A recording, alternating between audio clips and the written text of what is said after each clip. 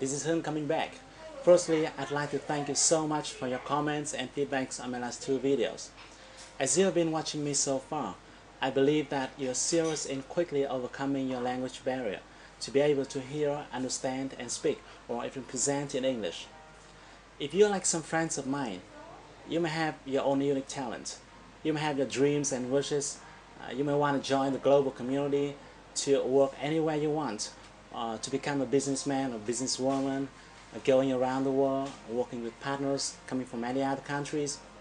But you and I have the same disadvantage of living in a non-English speaking country.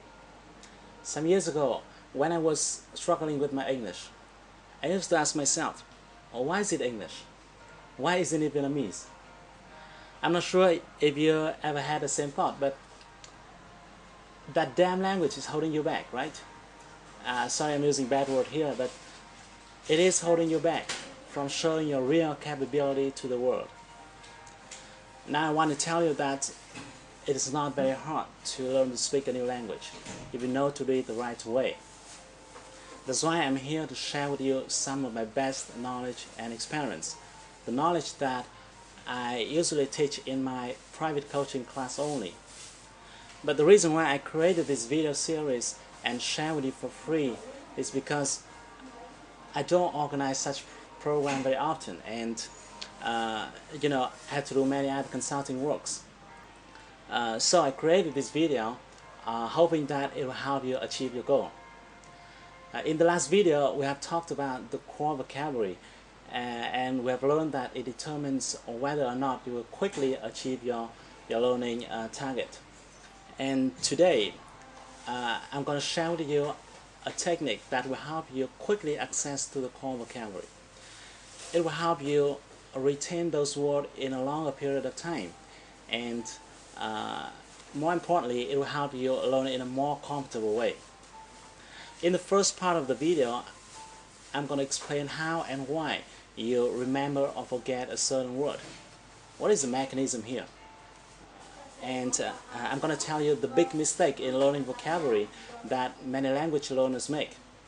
Then in the next part of the video, I'm going to share with you, I'm going to give you a step-by-step instruction for you to practice my technique. Don't worry, even though it took me almost 4 years to figure it out, but it won't take you more than 4 minutes to understand it. Once I tell you how, it's going to be super easy to follow. So are you ready? Let's start.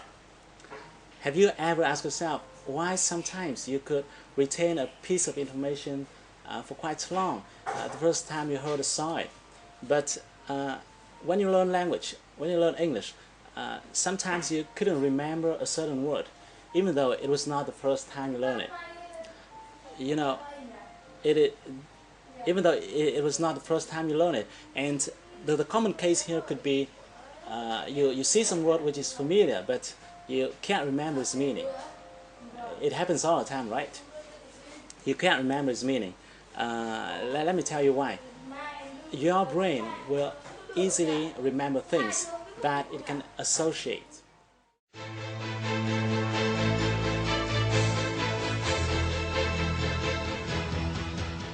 In his book Second Nature, Human Brain Science and Human Knowledge, the Nobel Prize-winning author Gerald Alderman reveals a lot of interesting findings about human brain.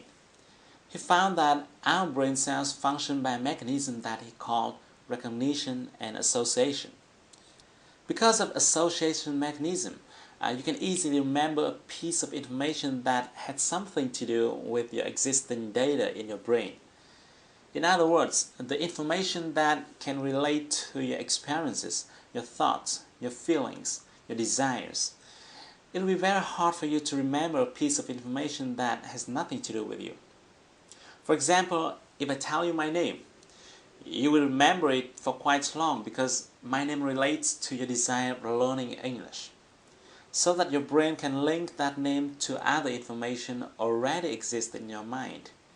Like you have watching me talking in my videos, or you want to speak English fluently and maybe I can help you, and things like that. But if I tell you a name without letting you know who he or she is, you forget it in a few days. Secondly, you can only retain a word if you're exposed to it several times.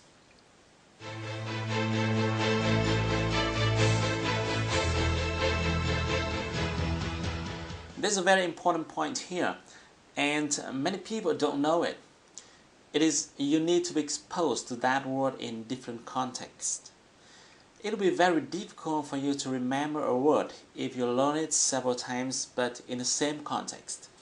That's the reason why sometimes you learn a word in your class and then you wrote it down in a notebook. Then you may look at it once or twice, but you still forget it. And even worse, some people try to learn vocabulary from a list.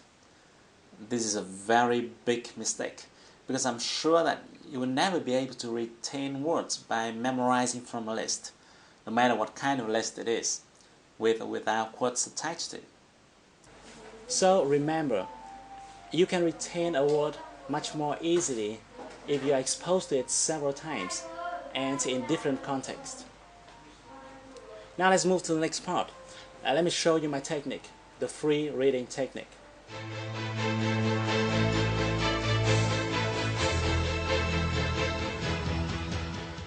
The reason why I call it free reading because I want to distinguish it with the comprehension reading section that you usually find in the textbook. To give you a better view, let's take a look at this one. This is a typical comprehension reading section. I got this one from the site BBC Vietnamese. As you can see, this is a short paragraph. Sometimes it could be longer depending on the intention of the composer. There are words in bold and there are notes at the lower section to explain the meaning of those words. In many cases, there could be several questions for you to answer. If you were to study this reading section in your English class, the teacher would write these words onto the board, explain the meaning, instruct you on how to pronounce them, require you to answer some questions, and so on. This method is very common from the beginner to advanced levels. When using this approach, the teacher assumes that you already know all other words. The words in bold are focused upon because they are supposed to be more complicated and more difficult for the learners. Okay, now let me ask you a question. Are you sure that all those difficult and complicated words listed in the example are worth your time and effort? Recall what we talked about in the last video, the Pareto principle and the core vocabulary. You want to make sure that the words you spend time on should be the most common words. Coming back to the example, you can now see that the comprehension reading method tends to drive you to focus on the most difficult words. And my next question is, are the difficult words the most common one? Unfortunately, the answer is no. Most of the times, the shorter and simpler words are more common than the long and complicated ones. If you want to check how common a certain word is, you can use the website Word Count. Here's the web address. This is a website that provides rankings based on how common a certain word is. Even though I can't vouch for its reliability, but at least it can give us a rough idea. All you need to do is to enter the word you want to check in the Find Word box and then click the arrow button next to it. Let's give it a try with the word humanitarian from the reading section. Here we go. We got a ranking of 11,000 plus.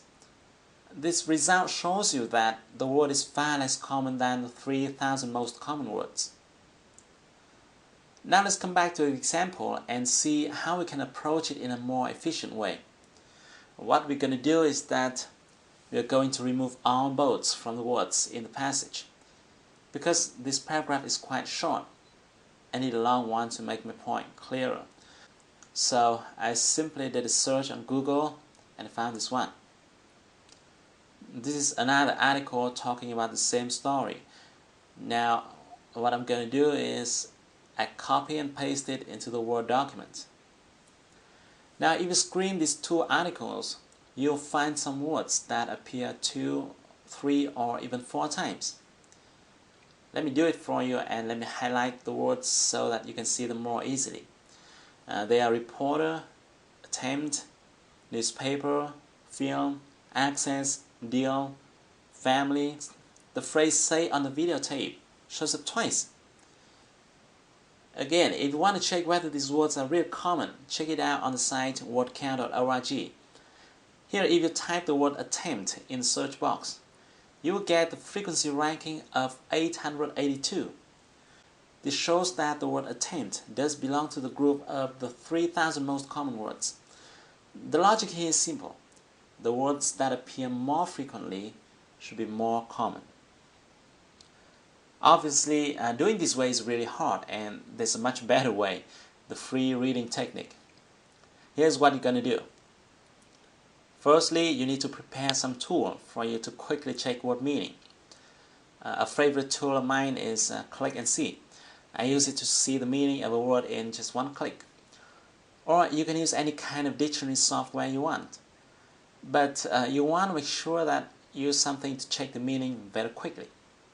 So don't use a regular book version of a dictionary because it will slow down your reading speed. Now that you're ready, let's start to read from the beginning. Every time you face a new word or a word whose meaning you don't remember, use your dictionary software to check its meaning quickly and then continue to read. Here are the big don'ts when you're reading. Don't take note of any word, including new words, difficult words, long words, complicated words. Just don't take any note. Don't force yourself to remember any word. And finally, don't underline or bold any word. Again, don't take any note. Just read. Check the meaning of any word you want to and do nothing else. Then you want to read as fast as possible. Read as fast as possible. After reading a few sentences, maybe just one or two sentences, you might see a certain word that you have just checked the meaning of a minute before. However, you might not remember its meaning because you didn't take note. Well, no problem. Just relax. Go ahead and check its meaning again using your software. Then continue to read. You will likely see that word again and you may still not remember its meaning. Just use your dictionary software again and continue to read. Well, after seeing a certain word 3-4 times and checking its meaning over and over again, I'm sure you remember it the next time you see it. And then, guess what happens? You'd have learned a word from the core vocabulary. Here's the key. Those words that you have seen over and over again are the most common words. The methodology here is very simple. The most common words must show up repeatedly. After reading a long piece, you will forget many words and retain some words. Those that you forget are uncommon words. Those that you retain are common. Now, you might be wondering why such a simple technique could be so powerful. Let me explain.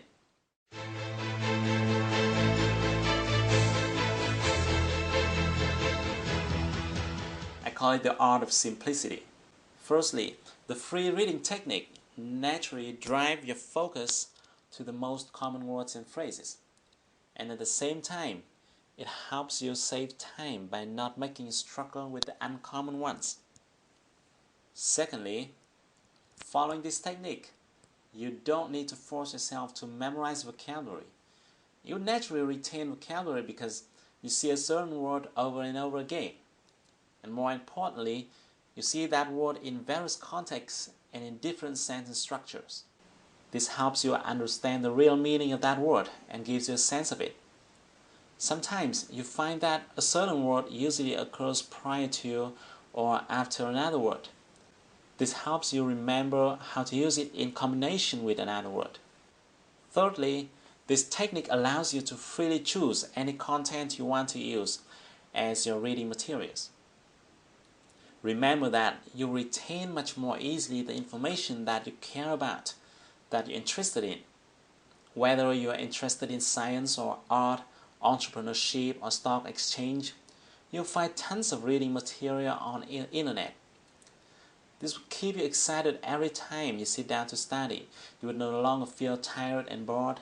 Every time you find a phrase or structure repeated over and over again, you achieve something, and this motivates you to learn more. You don't have to force yourself to think or memorize. You just learn it in a painless way. Most of my students tell me that they could learn for hours using my technique without getting tired.